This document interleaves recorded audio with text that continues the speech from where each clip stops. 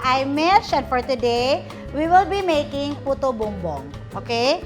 So, since papasko na, let's make the Puto Bumbong. Kasi yan talaga yung tradition, isa sa mga Filipino na kakanin tuwing Pasko. But of course, since nandito tayo ngayon, wala tayo nung bongbong, yung kawayan, na dapat dun talaga ginagawa si Puto Bumbong. So, let's make use or improvise the Puto Bumbong style, okay? So, I also don't have the dahon ng saging, so I'll be using aluminum foil, okay? Let's start with the ingredients.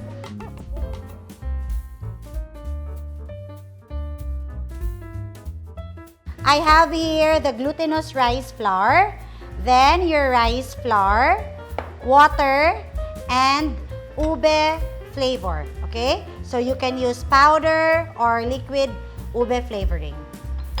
And then later, para sa toppings natin, I have cheese, muscovado sugar, and yung nyog. Grated nyog. So let's start. Mix na natin si glutinous rice and the rice flour. Okay? Wag lahat glutinous rice ha, para hindi ganun kalagkit. Para at least may body pa rin si Puto Bumbong.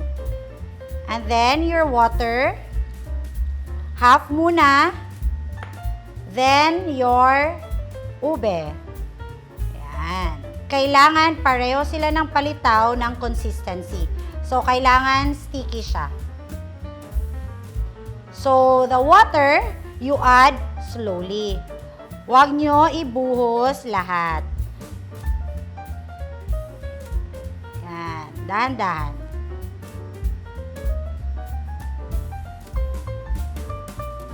Hanggang maging dough-like yung consistency niya.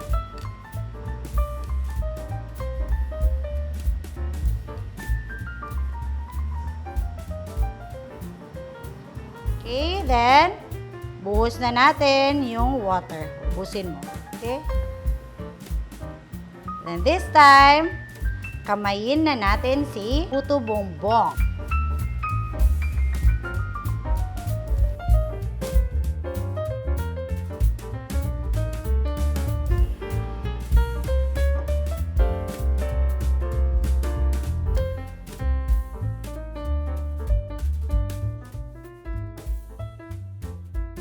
Ganito yung consistency dapat kasi i-grate natin si Puto Bumbong. So, get your grater. This time, wag masyado malaki yung grater ha. Naalala niyo yung cassava cake ko? Yan, kailangan maliliit yung grater nun. For Puto Bumbong, dapat tamang-tama. So, tapos na natin ginrate yung ating Puto Bumbong, yung dough. Nakalimutan ko pala picturean yung aking butter. So, this time, pwede kayong gumamit ng ordinary margarine or soft butter. Yan. Not melted naman. It's not too, di masyadong tunaw. Dapat ganyan yung consistency. And then again, if you have dahon ng saging, pwede. Or yung bumbong talaga na style, pwede rin. But since wala ko nun. Let's make use kung anong meron tayo. So, I have here aluminum foil. Same process pa rin. Lagyan mo ng butter. Yan, brush butter. Or margarine. Then, lagay natin here. Matrabaho lang to kasi isa-isahin mo. Pero syempre, para dun sa mga walang dahon ng saging, perfect na si foil.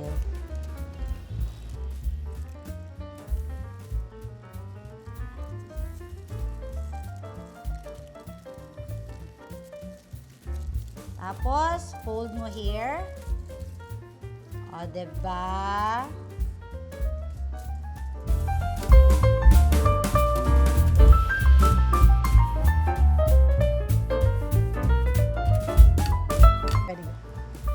Okay, tapos na natin balutin ng foil. Yan. So, one recipe will give you 18 to 20. So, depende sa haba yan. Okay? Then, nagpakulo na rin ako here sa aking steamer. Tapos, steam natin to for around 10 to 12 minutes. Mabilis lang to maluto kasi payat ang aking puto bongbong. Yan. Ito yung kagandahan if you have big steamer. Kasi isahan lang. Yan. 'Di ba? And then, para yung water, sa pag-steam, hindi mapunta sa kanya, you can cover it with katsa or any cloth na meron kayo. Okay? So, let's wait for 10 minutes.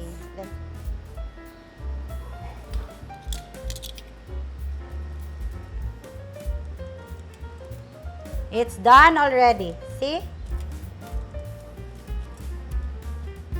Luto na yan. Diba?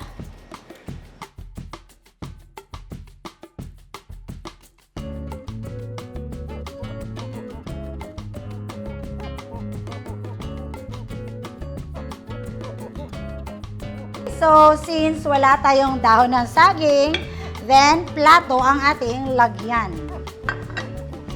Ayan. So,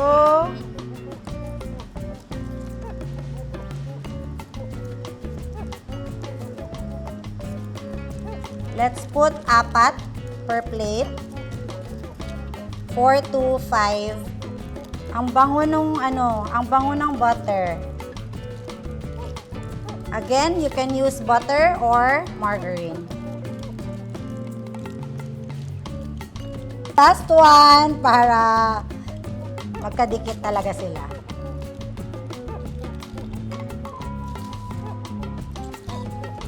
Yan, so ideally, for the toppings, you have muscovado sugar, the grated milk, and ginrate ko na rin yung cheese kanina. Okay? But, you can play with your toppings. So, later, may mga ready-made na pang toppings ako. Okay? So, you put again the butter on top. And, so, muscovado. It's up to you kung anong gusto mong unahin. Ako, mas gusto ko si muscovado para dumikit yung sweetness niya. Then, after the muscovado, the nyog.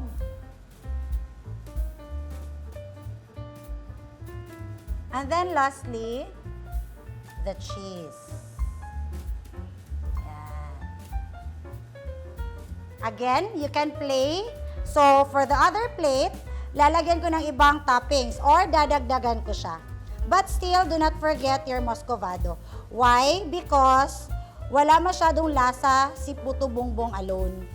So, you need to put the muscovado sugar para at least yung tamis nandyan. Then, after the muscovado, I still love putting the nyog. But instead of cheese, I have here Rice Krispies. Yan. Kasi mas gusto to ng mga kids. Then, if you have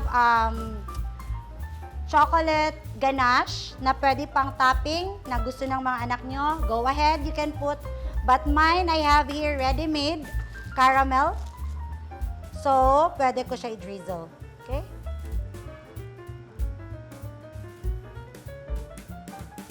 Para you'll have ibang style na puto bongbong.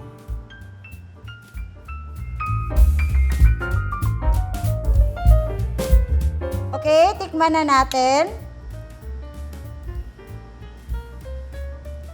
Kunin mo lahat yung toppings. Yan.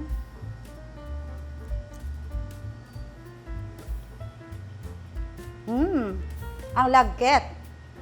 Honestly, guys, if you eat the puto bongbong alone, wala talaga siya masyadong lasa except for the, syempre, malagkit or glutinous rice flour and the ube flavor. But yung nagpi-play ng major role sa lasa niya is your toppings. So, You need to play with your toppings such as your muscovado, yung nyog, and your cheese. And also for this one, yung lasa niya, tikman natin.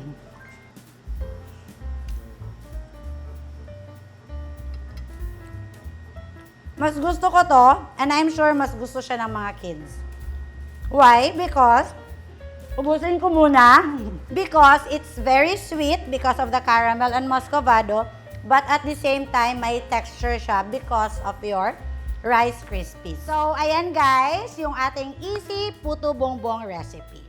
Again, for the ingredients, don't forget to visit Sweet House Baking Store here in Cagayan de Oro, Balingasagan in Palawan. And don't forget to like and subscribe our YouTube channel. Enjoy baking!